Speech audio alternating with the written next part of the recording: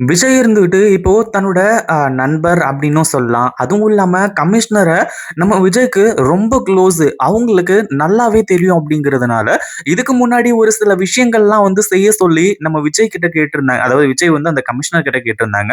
இப்போ அந்த கமிஷனர் இருந்துட்டு நம்ம விஜய் கிட்ட பல உண்மைகள சொல்லப் போறாங்க. இந்த ஒரு உண்மையால உண்மையிலேயே இப்போ நம்ம விஜய் என்ன பண்றது, ஏது பண்றது அப்படின்னு சொல்லிட்டு வந்து தெரியாம திரு திரு திருன்னு முழிக்கப் போறாங்க. அதாவது ஒரு பக்கம் இந்த கதிரேசன் இருந்துட்டு தான் பொண்ணோட வாழ்க்கை வந்து பிரகாசமா வந்து அப்படியே பளீர்னு எரியணும். அந்த அளவுக்கு வந்து அவங்க வாழணும் அப்படின்றதுக்காக, அதாவது இந்த சுடர் இங்க இருக்கக்கூடியது சுடர் அப்படின்ற விஷயம் தெரியாம, இங்க அவ்ளோ பெரிய விஷயங்களையும் செஞ்சுகிட்டு இருக்காங்க. இன்னொரு பக்கம் இந்த திருட்ட பண்ணது யாரு? 50,00,000 வீட்ல இருந்தத திருடுனது யாரு? அப்படின்ற ஒரு விஷயத்த கண்டுபிடிக்கிறதுக்காக நம்ம விஜய் கிட்ட சொல்லியிருந்தாங்க.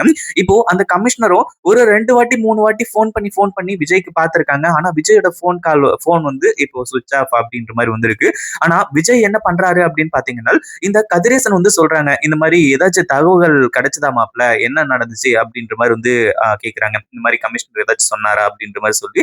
ஏன்னா இது சாதாரண விஷயம் கிடையாது. இல்லீகலான ஒரு அமௌண்ட் அப்படிங்கிறதுனால, இத பொறுமையா தான் ஹேண்டில் பண்ணி ஆகணும். வேற வழியே கிடையாது. அந்த ஒரு சமயத்துல நம்ம விஜய் இருந்துட்டு, இந்த மாரி இந்த நிஷா இருந்துட்டு ஃபோன தண்ணீல போட்டா மாமா.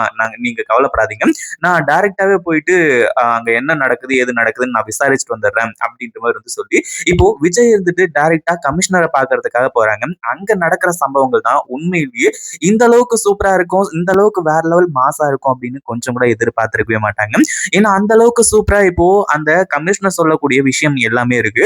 அவரு நெறைய விஷயத்த கண்டுபிடிச்சது மட்டும் இல்லாம, அந்த பணத்த யாரு திருடுனது, என்ன ஏது அப்படின்றது எல்லாத்தையுமே இப்போ நம்ம விஜய் கிட்ட கொண்டு வந்து கொட்டப் போறாங்க. விஜய்க்கு இது எல்லாத்தையுமே கேட்டதுக்கு அப்புறமா, உண்மையிலேயே இது உண்மைதானா அப்படின்னு சொல்லிட்டு வந்து யோசிச்சு மிகப்பெரிய ஒரு ஷாக்கிங்ல இருக்கிற அளவுக்கு வந்து ஆகப்போகுது. ஏன்னா அந்த அளவுக்கு இப்போ அடுத்தடுத்த விஷயங்கள் எல்லாமே நடக்குது. இத சுத்தமா இவங்க எதிர்பார்க்கவே இல்ல அப்படின்னு தான் சொல்லணும். அப்படி என்ன ஆச்சு அப்படின்னு பார்த்தா, ஒரு பக்கம் நம்ம விஜய் இருக்கார் இல்லையா? அவரு இருந்துட்டு இங்க இருக்கக்கூடியது ரேணுகா அப்படின்றதுல கன்ஃபார்மா இருந்துட்டு இருக்காங்க. ஆனா அவரோட உள் மனசுக்கு நல்லாவே தெரியும். இங்க இருக்கக்கூடியது ரேணுகா இல்ல. ஏன்னா அவங்களுக்கு புடிச்சவங்க கூட இருக்கும்போது உண்மையிலேயே அது ஒரு ஃபீலா இருக்கும். ஆனா விஜய்க்கு அந்த மாரி இல்ல. இந்த கல்யாணத்தையே எதுக்காகடா பண்றோம்? எதுக்காகடா இப்போ இந்த ரேணுகாவோட கழுத்துல தாலிய கட்டுறோம்? அப்படின்ற அளவுக்கு தான் அவர் இருந்துட்டு இருக்காரு. இன்னொரு பக்கம் மல்லி இந்த கல்யாணத்த தடுத்து நிறுத்தறதுக்கு எல்லா ஏற்பாடுகளையுமே பண்ணிக்கிட்டு இருக்காங்க. மல்லியால தான் இந்த கல்யாணம் தடுத்து நிக்க போகுது. அதாவது விஜய் இருந்துட்டு சுடரோட கழுத்துல தாலிய கட்டாம, கடைசியில சுடரோட சுயரூபம் எல்லாமே வெளிய வந்து கண்டிப்பா மாட்டப் போறாங்க அப்படின்றதுல எந்த ஒரு சந்தேகமும் கிடையாது. அதே மாதிரி இப்படியெல்லாம் நடக்குமா? அப்படின்ற மாரி கேட்டீங்கன்னா, இது ஒரு யூகம் தான்.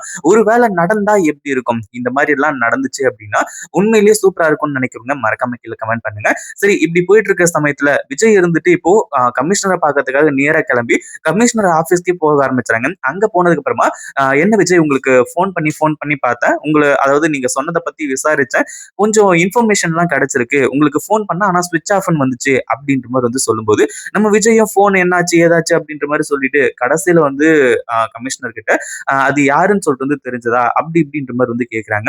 அதுக்கப்புறம் தான் உண்மைகள் எல்லாமே வெளிய வர ஆரம்பிக்குது. அதுவும் இல்லாம அந்த கமிஷனர் சொல்லக்கூடிய விஷயம் உண்மையிலேயே இப்போ நம்ம அ விஜய்க்கு ஒரு மிகப்பெரிய அதிர்ச்சியா இருக்க போகுது அப்படின்னு சொல்லலாம். ஏன்னா அந்த அளவுக்கு வந்து இப்ப இந்த விஷயத்த பத்தி சொல்லப் போறாங்க. நீங்க இந்த ஒரு விஷயத்த கேட்டா கண்டிப்பா இப்படி நடந்திருக்குமா? அப்படின்ற மாரி நீங்களே ஒரு டவுட் ஆகுவீங்க. அப்படின்ற மாரி வந்து சொல்லிட்டு, உங்க வீட்ல இருக்கக்கூடிய அதாவது கதிரேசனோட மூத்த பொண்ணு ரேணுகா தான் இது எல்லாத்துக்குமே காரணம்.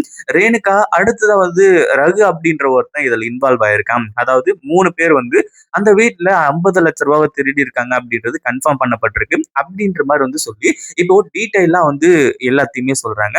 உண்மையிலேயே அந்த ஒரு டைம்ல விஜய்க்கு பயங்கரமான அதிர்ச்சி. ஏன்னா அவர பொறுத்தளவுக்கு இங்க இருக்கக்கூடியது ரேணுகா தான் அப்படின்றது கன்ஃபார்ம். அதே சமயத்துல ரேணுகா எதுக்காக அந்த ரூ. 50,00,000 எடுக்கணும்? அவங்க அப்பாவோட காசையே எதுக்காக எடுக்கணும்? அப்படிங்கிறது தான் இதுல மிகப்பெரிய ஒரு ஹைலைட்டான ஒரு விஷயம்.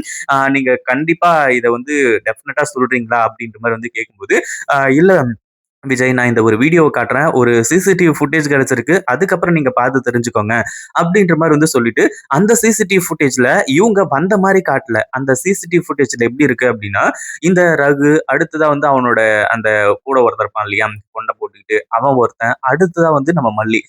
அதாவது இந்த சுடர் 3 பேருமே வந்து அந்த இடத்துல வந்து அ ஒரு இடத்துல நின்னு பேசிட்டு இருக்காங்க. இந்த மாரி ரூ. 50,00,000 வந்து இவங்க பங்கு பிரிச்சுக்கிறதுக்காக. "இங்க பாரு ரகு, நீ கண்டிப்பா வந்து இதுல எனக்கு 50% ஷேர் குடுத்து தான் ஆகணும்." அப்படின்ற மாரி வந்து சொல்லி, அந்த ஒரு விஷயத்த தான் இப்போ கமிஷனர் வந்துட்டு வீடியோவா எடுத்து காட்டுறாங்க. அதாவது ரகு யாருன்னு சொல்லிட்டு வந்து தெரியவே தெரியாது அப்படின்றது மாரி ரேணுகா சொன்னா. அப்படி இருக்கும்போது இந்த சிசிடிவி ஃபுட்டேஜ்ல பார்த்துட்டு இருக்கவன் பேரு ரகு அப்படின்னு சொல்லிட்டு கமிஷனர்லாம் கண்டுபிடிச்சு சொல்றாங்க. இதுல எது உண்மைன்னு சொல்லிட்டு வந்து தெரியலையே. எதுக்காக அப்ப ரேணுகா போய் சொல்லணும்? ரேணுகாவே அதாவது தன்னோட அப்பாவோட பணத்தையே எதுக்காக ரேணுகா எடுக்கணும்? ரேணுகா கேட்டா என் ரூ. 50,00,000 இல்ல பல கோடி ரூபாய் வந்து குடுக்கறதுக்கு தயாரா இருந்துட்டு இருக்காங்க. அப்படி இருக்கும்போது எதுக்காக ரேணுகா இத செய்யணும்? அப்படின்ற மாரி ஒரு கேள்வி விஜயோட மனசுக்குள்ள வருது. விஜய் வந்து உண்மையிலேயே அவரு அ நெறைய படிச்சிருக்காரு. பிசினஸ் மேன் அப்படின்றது எல்லாத்தையும் தாண்டி, இங்க உண்மையிலேயே மல்லிய சொல்றத கொஞ்சமாவது யோசிச்சு பார்த்திருக்கலாம் அப்படின்னு தான் சொல்லணும். ஆனா, இப்போ ஒரு சில விஷயங்கள் எல்லாமே தெரிய வந்ததுக்கு அப்புறமா, கமிஷனர் ஆதாரத்தோட நிரூபிச்சதுக்கு அப்புறமா, அப்போ மல்லி சொன்னது உண்மையா இருக்குமா? அப்படின்றதையும் தாண்டி, ரேணுகா எதுக்காக இப்படி பண்ணா? அப்படின்ற மாரி வந்து சொல்லி கொஞ்சம் குழப்பத்தோடயே இருக்காங்க. ஆனா, அதே சமயத்துல WhatsAppல வந்த மெசேஜ் நம்ம மனோகர் அனுப்பிச்சுட்டாங்க இல்லையா? அந்த ஒரு மெசேஜும் உண்மையிலேயே இப்போ அவரோட மனசுக்குள்ள ஒரு ஆழமா பதிய போகுது. இந்த வீடியோ புடிச்சிருந்தா லைக் பண்ணுங்க, ஷேர் பண்ணுங்க. இப்பதான் நம்ம சேனலுக்கு ஃபர்ஸ்ட் டைம் வரீங்க அப்படின்னா, கீழ இருக்க சப்ஸ்கிரைப் பட்டன பிரஸ் பண்ணிக்கோங்க.